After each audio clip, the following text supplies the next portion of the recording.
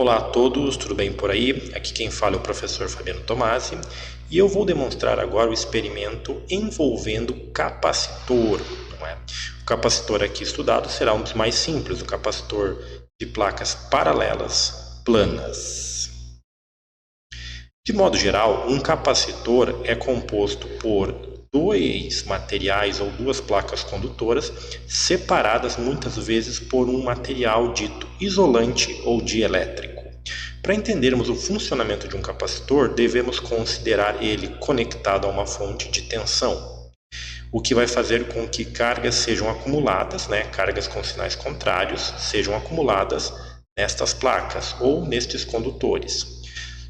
Considerando o material que fica entre essas placas como sendo um sólido atômico, ou seja, formado apenas por átomos ou moléculas, quando o carregamento do capacitor ocorre, o campo elétrico do capacitor tende a provocar a formação de dipolos elétricos no material que está entre as placas. Ou seja, como nós sabemos, os átomos e as moléculas são compostos por cargas elétricas que tendem a se polarizar na presença de um campo elétrico. O objetivo, então, de um capacitor, quando ele está num circuito elétrico, é basicamente para armazenar energia através da separação de cargas. Então, nesta figura, nós temos um capacitor quadrado de placas separados por um material dielétrico. Esse dielétrico tem, digamos assim, a sua capacidade, não é, de resistir ao campo externo, representado por essa letra grega, o epsilon. E quando este material está polarizado, ocorre o que está mostrado nesta figura aqui à direita.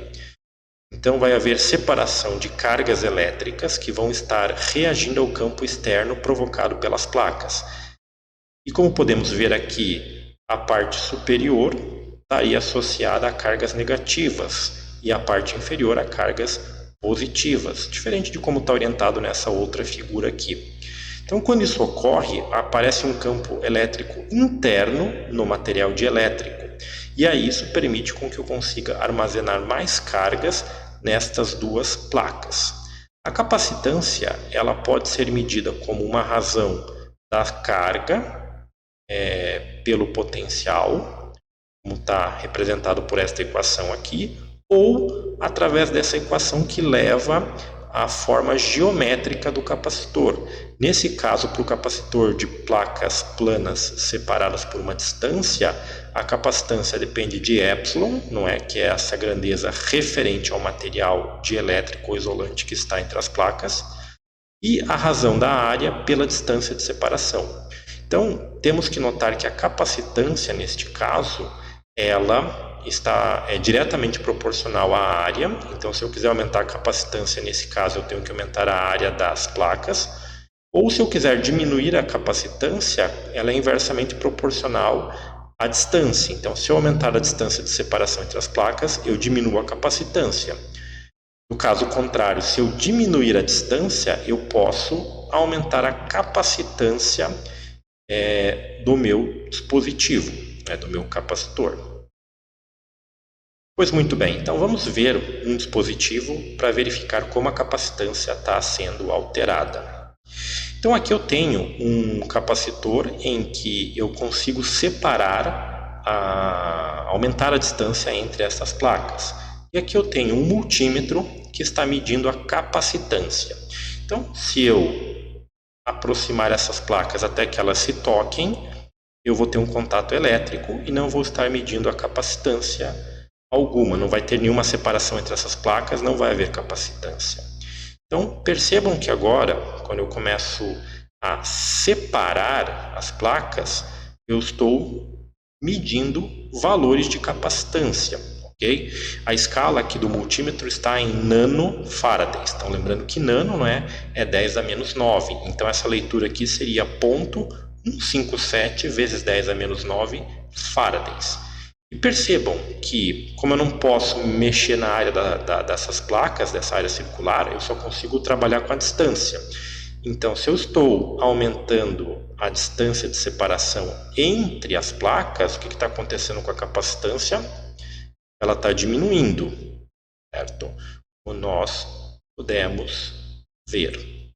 Okay? Muito bem.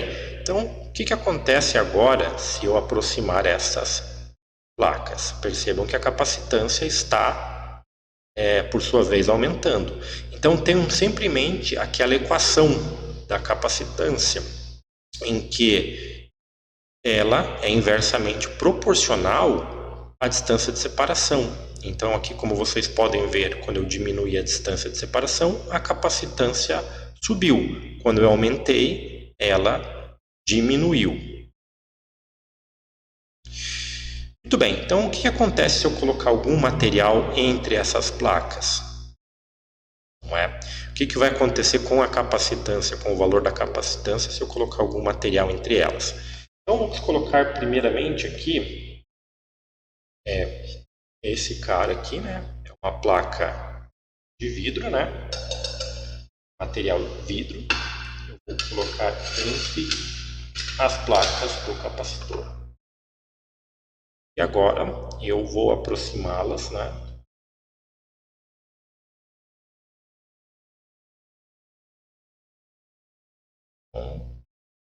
Tá aqui.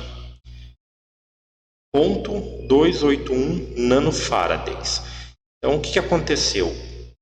Quando eu tinha essa separação física entre as placas, eu não conseguia esse valor. Por quê? Porque agora eu coloquei um material dielétrico, isolante, não é? Que aumentou a capacidade do meu capacitor, certo? Agora vamos tirar essa placa de vidro, né? Vou colocar lá ao lado. Vamos colocar um outro material agora. Vamos colocar este material aqui. Muito parecido com o vidro, só que esse aqui é acrílico. Não é? Então, vamos colocar o acrílico e vamos novamente posicionar. 0,196. Isso, 0,196 nanofarads. Essa é a capacitância, ou seja, a espessura desses materiais é aproximadamente o mesmo, por volta de 3 milímetros. Não é? Então percebam que a capacitância agora foi menor. Vamos colocar agora uma placa de PVC, esse material aqui branco, né? O mesmo material que é formado os canos aí de tubulação de água. Okay? Vamos lá, colocar um PVC e a mesma separação, cerca de 3 milímetros. Então percebam que a capacitância deu muito parecido, 0,201. No outro caso ali foi 0,198, 196. Agora deu 0,201 nanofarads. Então essa foi a capacitância que nós obtivemos. E, por fim, vamos colocar agora este cara aqui. É uma folha de papel. Uma simples folha de papel. O que vai acontecer com a capacitância, não é? Quando eu colocar esta folha de papel entre as placas. Então, olha só.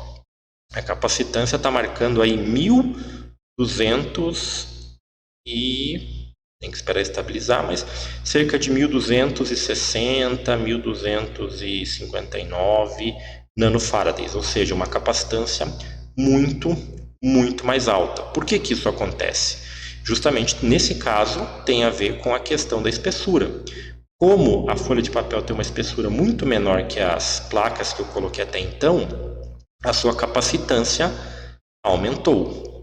Então, toda vez que você pensa em criar ou fazer um capacitor, o que você justamente faz é trabalhar com essa questão da natureza do material e da espessura. Ok? Pois muito bem, então aqui na sequência a gente tem os materiais, né, que eu utilizei. Então você tem aqui acrílico, vidro, PVC e papel. A espessura média do papel, né, bem menor, cerca de 0,074 milímetros. E aqui nós temos a espessura das 3 placas, cerca de 3 milímetros e os valores. Mais ou menos os valores que nós encontramos. E para que vocês possam praticar, aqui nós temos a separação entre as placas, não é? Com apenas ar, não é? Entre elas, com separação variando aqui de 1 em 1 milímetro até que elas fiquem com 10 milímetros. Então, dá uma olhada aqui com cerca de 3 milímetros. A capacitância com ar dá 0,135. Que, se a gente comparar com o vidro, né, e com as outras placas ali, ela tem essas três placas aqui, para cerca de 3 milímetros a capacitância aumenta. Mas quando você só tem o ar, é 0,135. Então, o que vocês têm que fazer aqui, como sugestão, é construa um gráfico em que em um eixo você vai ter a capacitância e no outro eixo você vai ter a separação das placas. Depois, o que você vai fazer é um outro gráfico, onde você ainda tem um eixo com a capacitância e um segundo eixo, e nesse novo eixo, né, desse novo gráfico, você faz o inverso da distância de separação entre as placas. E aí você vai ter uma transformação no gráfico e algumas informações que você vai poder retirar associadas a eles. Beleza? Bom, espero que vocês tenham gostado. É isso por enquanto e até a próxima.